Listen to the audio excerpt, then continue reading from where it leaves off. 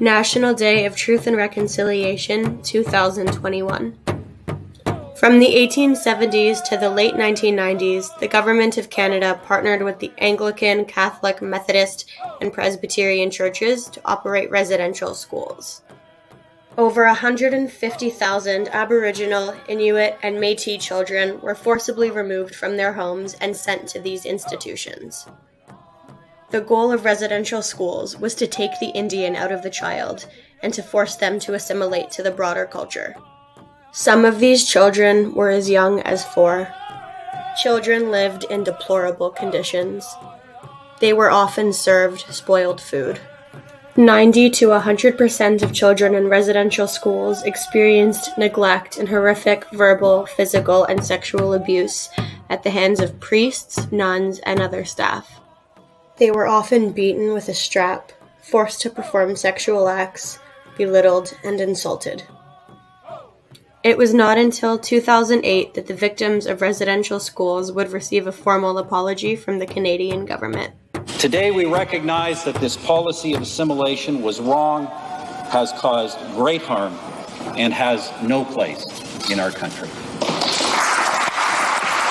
To this day, Indigenous people continue to suffer because of the atrocities they faced at residential schools. Indigenous people in Canada cope with rates of mental health, substance abuse, and suicide that are significantly higher than other Canadians. In 2007, as part of the Indian Residential School Settlement Agreement, the Truth and Reconciliation Commission of Canada was created. The Commission's mandate was to educate Canadians about what happened and to record the stories of survivors. After 5 years, the TRC submitted a final report to the government with 94 calls to action to be fulfilled. These calls to action touch upon child welfare, education, justice, and language and culture.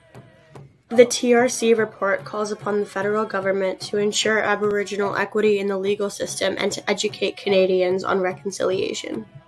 The report asks for government assistance in locating, documenting, and maintaining records of the children who died at residential schools.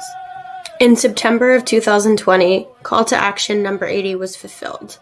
A National Day of Truth and Reconciliation was established. This day honors victims, survivors, their families, and communities, and works to ensure that public commemoration of this sad part of history continues to be at the forefront of the reconciliation process.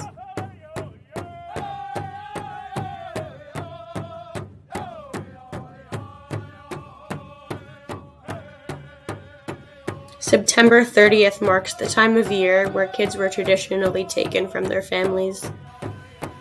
The National Day of Truth and Reconciliation falls on Orange Shirt Day. Phyllis Webstad, a residential school survivor, founded the Orange Shirt Society. This day is a way to recognize and commemorate the victims of residential schools. These are some ways for you to get involved in the process of reconciliation. Review the Truth and Reconciliation Commission's Calls to Action report. Pledge accountability to Indigenous communities at ictinc.ca. Attend community events relating to Indigenous issues.